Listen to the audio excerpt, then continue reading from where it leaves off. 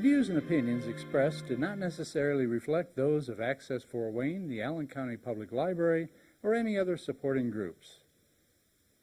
If you'd like to produce a show, call us at 260-421-1250.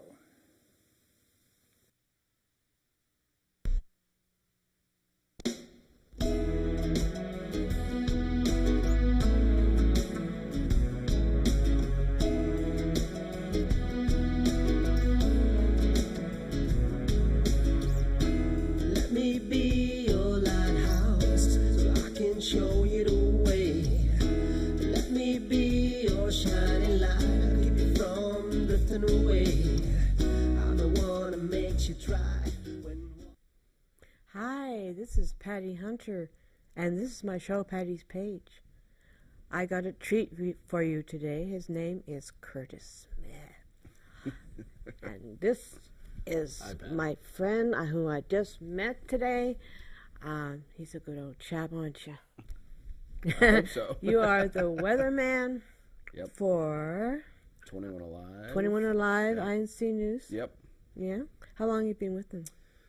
I started in October of '95. Oh. So it'll be 19 years in a couple months. That's how long we have been here in the United States. In the United States, because you came from Canada. Yeah, I'm Canadian.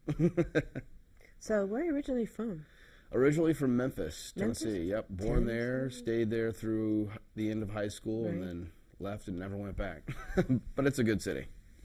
Did you move around a lot? Or A little bit. I've lived in Illinois and Louisiana since Memphis, and then Fort Wayne. So how long have you been here in Fort Wayne? 95? Yeah, same time, October 95. I moved here for the job. We were living in Louisiana at the time, so it was quite a shift from Louisiana to Fort Wayne. Oh, yeah, it is a culture shock, Yeah, isn't it? absolutely. You got family? I do. I'm married Good. and have 3 boys. My oldest just graduated from high school a couple days ago. Oh, wow. Yeah, I read about that in Facebook. Yeah, and then my youngest will be a sophomore in high school, or my middle will be a sophomore in high school in the fall, and my youngest will be in 7th grade. Wow. Yeah. Not evenly spaced out. But that's all right. Yeah. Does the younger son of yours, does the older brothers help him out and anything? Sometimes, there's a little bit of the picking Gap. on him dynamic that is pretty typical. But yeah, they're pretty good to each other. Where'd you go to school when you were growing up? Where? For college? Yeah. I went to Southern Illinois University for communications and Mississippi State for meteorology.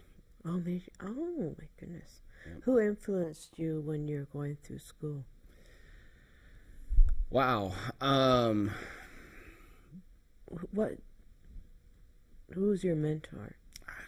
I guess my mentor and the guy who influenced me the most was a guy named John Koski. He was on television in Memphis, and he had graduated from the same high school that I was going to.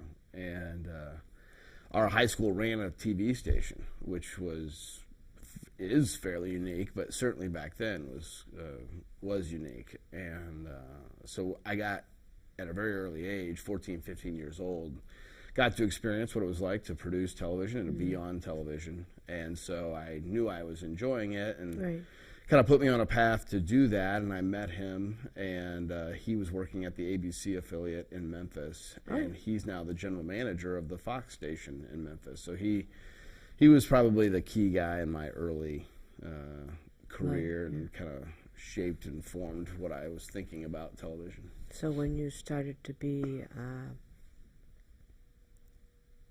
a meteorologist, what prompted you to want to go to do that? Was it because your fascination with the weather? Well, that's certainly part of it. Yeah. I love the weather, and it is fascinating, and I'm very competitive. I love the challenge of trying to predict the future and try to understand the weather and try to figure out what's going on with it. So that's a huge part of it. The other part that really appeals to me is helping people. Weather Yeah. is the one thing in a traditional newscast that affects everybody. Right. Some people don't like to watch all the bad news. Some people don't like to watch the sports, but everybody is impacted by the weather. So trying to figure out and trying to forecast and then talking about something that matters to everybody and impacts everybody's life every day really appealed to me. I like to try to help people. I like to try to do something that is meaningful. Yeah. And I feel like, Keep them safe. yeah, keeping people safe when in times of dangerous weather for sure, but even beyond that, even on an everyday basis, I feel like I'm providing a pretty good service. So that part appeals to How long my did it nature. take you to learn about meteorology then? A long time. It was basically a second degree, so I went back for 3 more years. I didn't have to do all the prerequisite stuff Right. again because I already had a communications degree. But And you learned on the job as well. yeah, and then that's the biggest thing is once you get into it, you're forced to learn.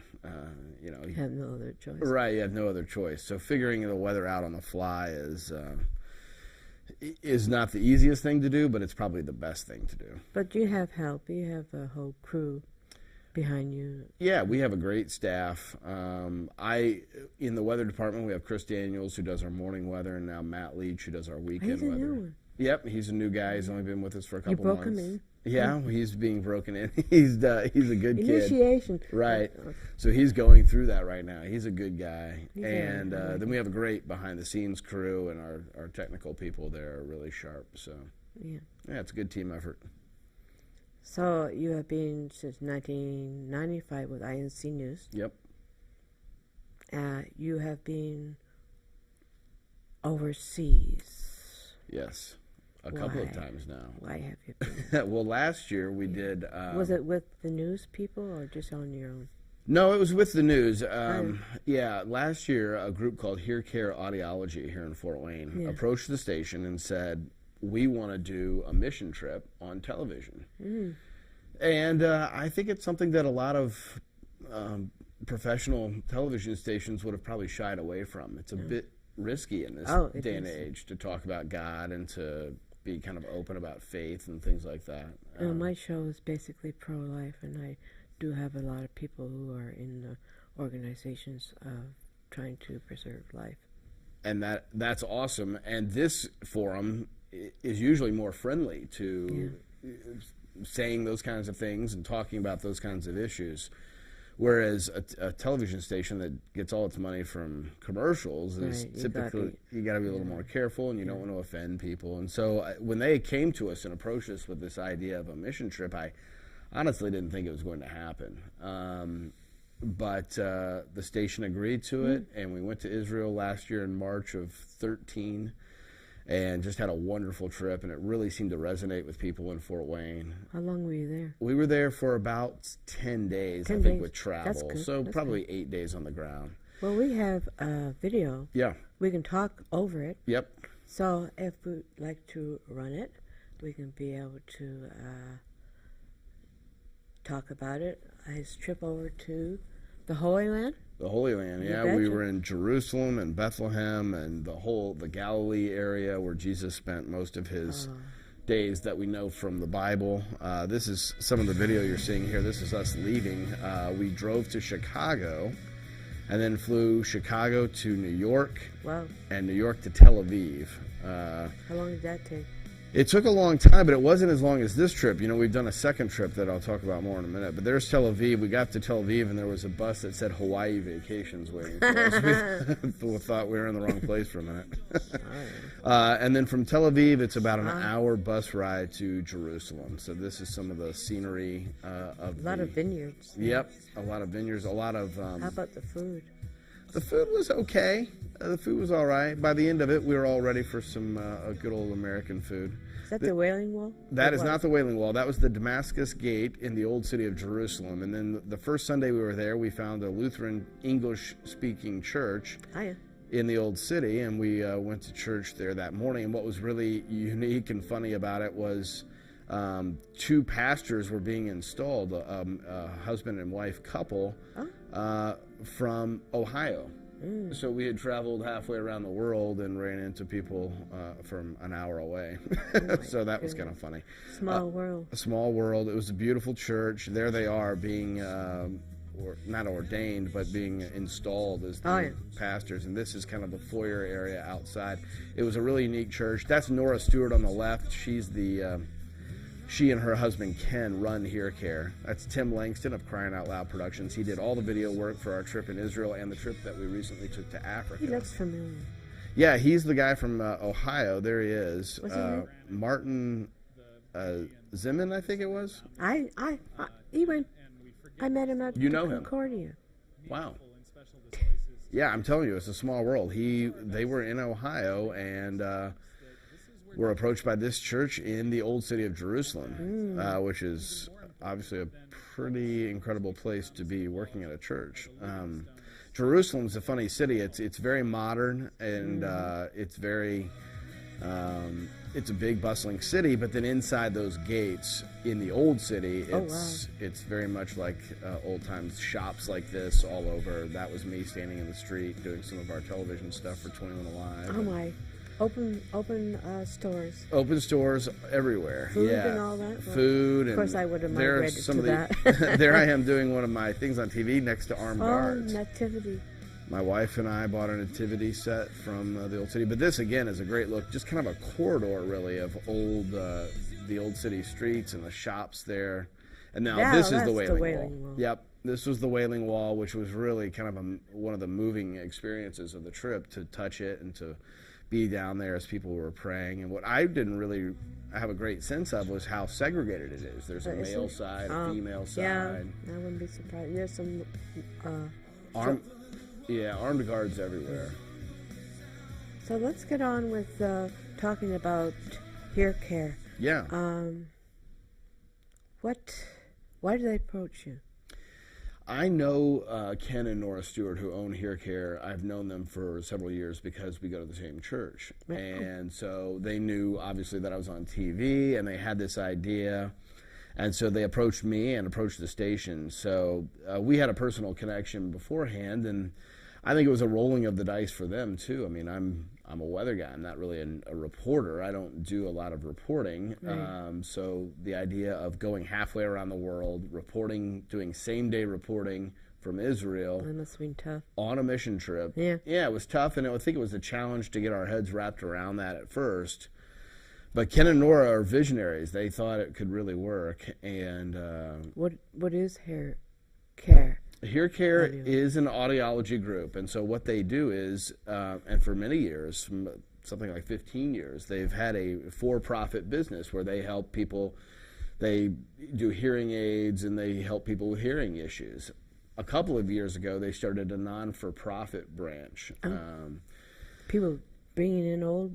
Yeah, people can bring in old hearing aids to them, and they do work for people here in Fort Wayne and Huntington and other cities. So people here can get the free Yes. hearing aids here too? So people who can't afford the work that they do normally Right.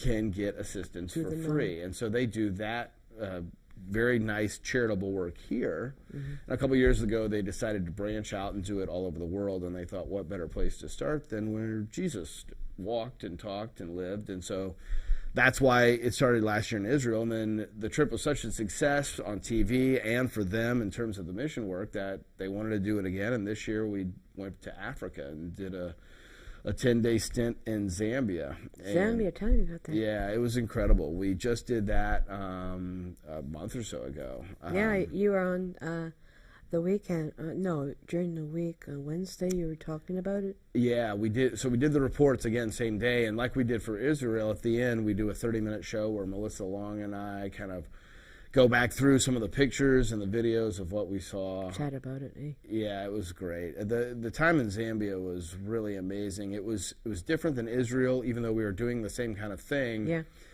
The sites were different, obviously. We saw a lot of animals in their natural settings, which was really great. But the level of poverty and the level of need and the level of desperation for medical help of any kind was... A lot of malnutrition. Absolutely. And a lot of places where people are living without electricity and running water, and we were working in a clinic that really wasn't staffed, and the clinic, which included a maternity ward, had no running water, no electricity. So Here Care was over there teaming with a group called Fountain of Life. Oh, I heard about them. Yeah, and they're a wonderful organization, and they're helping to get working clinics and get functioning schools into those places to help the people get educated and get better health care so that they can help themselves. And the people over there in Africa, even more so than Israel, and we ran into a lot of great people in the Holy Land, but in Africa, the people are such a joyous, loving, strong people. It was really... they appreciate Christ more over there than they do here. I think that might be true because they have so little in this world. They're kind of clinging to the next world. Yeah. Over here, we have too much.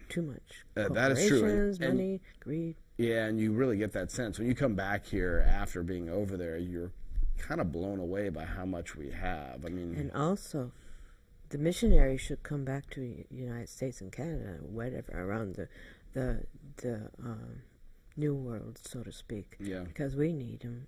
Yeah. Christ more than ever now. We all do. I know. No matter where we are.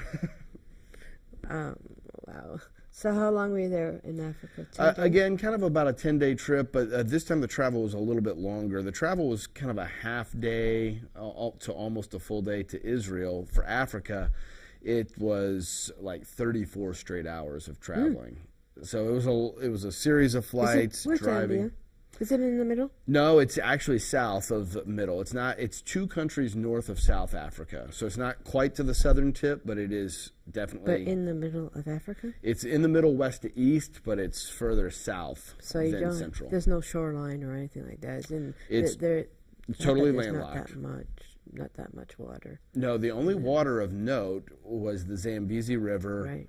And then Victoria Falls, which was amazing. It's one of the 7 wonders of the world. So, you took pictures of that? Oh. Yeah, so that was incredible, that experience, to see. It's twice as high as Niagara Falls. And I went to Niagara Falls when I was younger. So I've been there once as well, and I thought, wow, this is really impressive. Victoria Falls was even more water. So it was amazing. But that was the only notable water. Otherwise, Zambia is landlocked.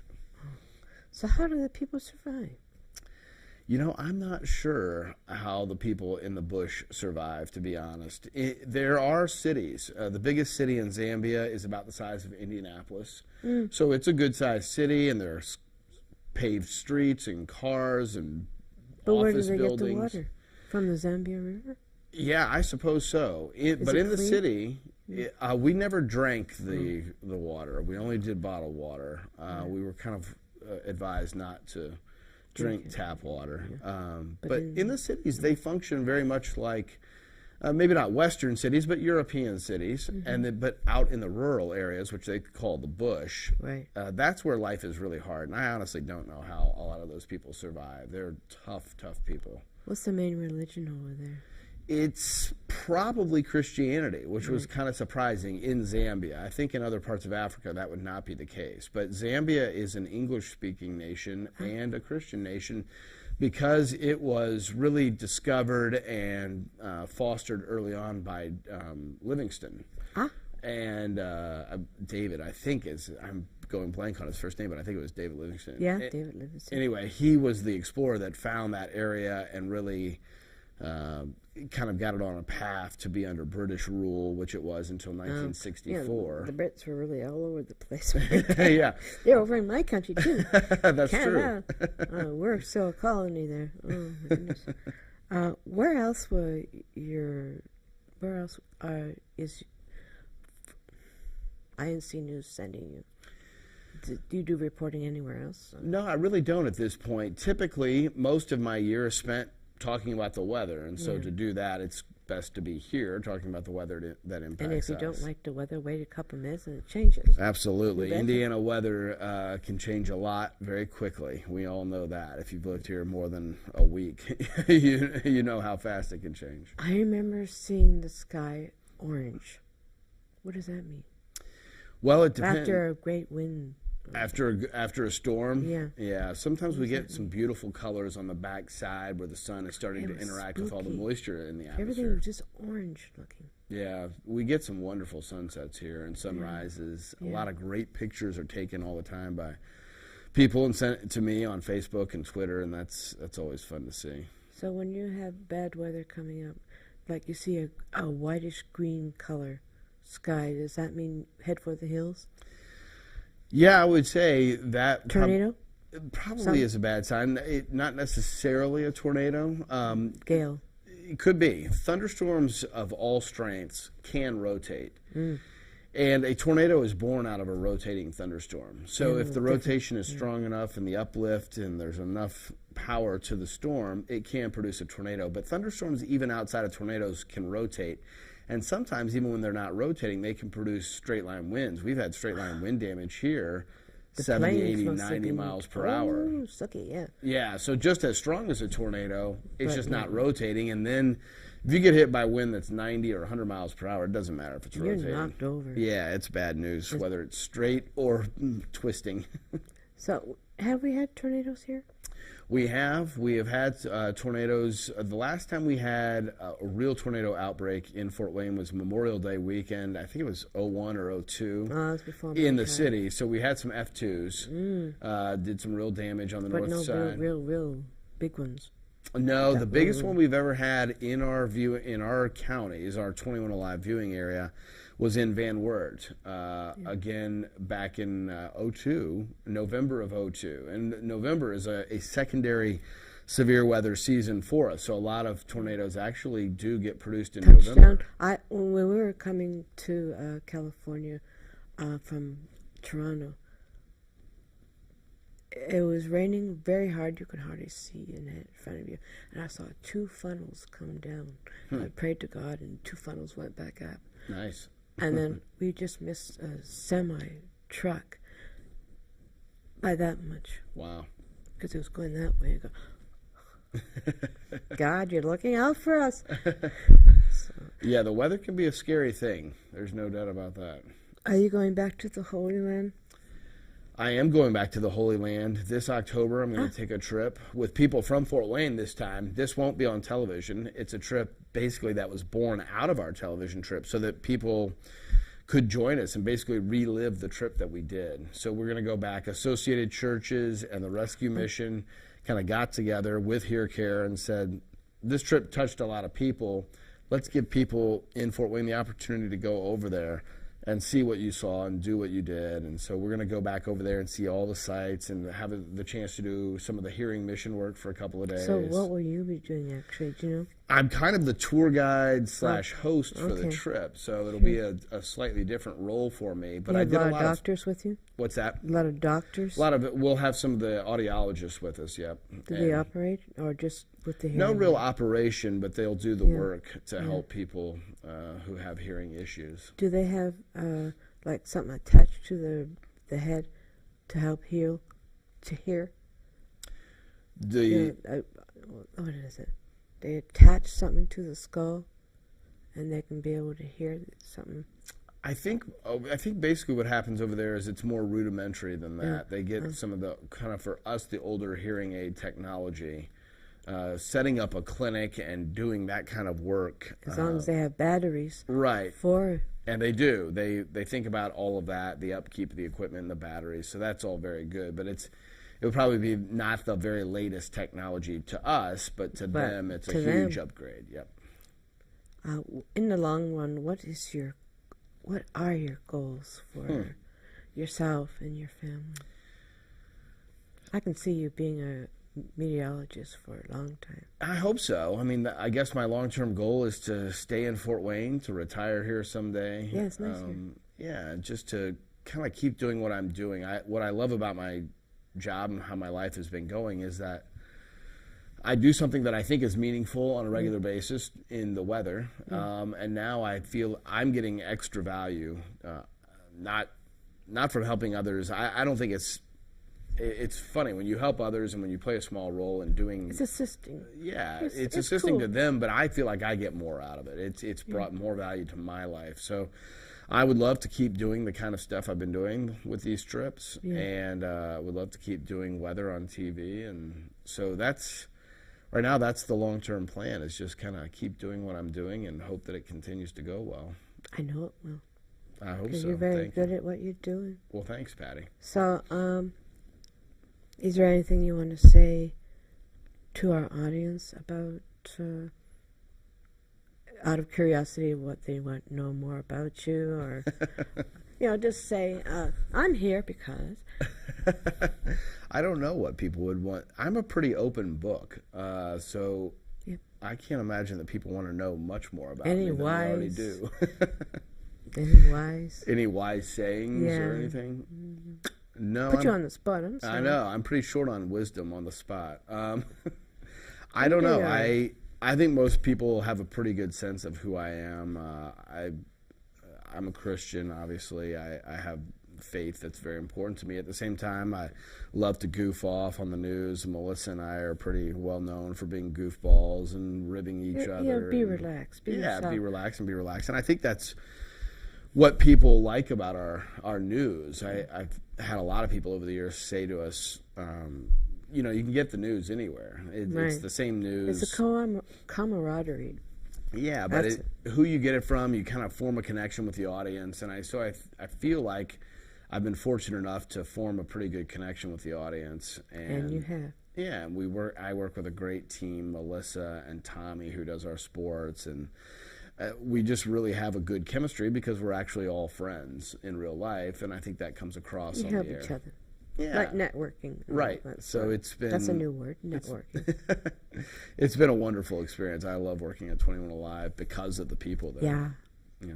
cool. Yeah, very cool. Well, listen, I'd like to thank you, Curtis Smith, for coming on to me show. Absolutely. Thanks for having And me, you're an Patty. angel. And thank you. I think I made a new friend. Absolutely. Thanks for you. having me. Oh, you're welcome. Thank you. Well, thank you, everybody. This is Patty Hunter of Patty's Page, and we hope and pray to see you next week. Enjoy the weekend. Bye-bye. Godspeed.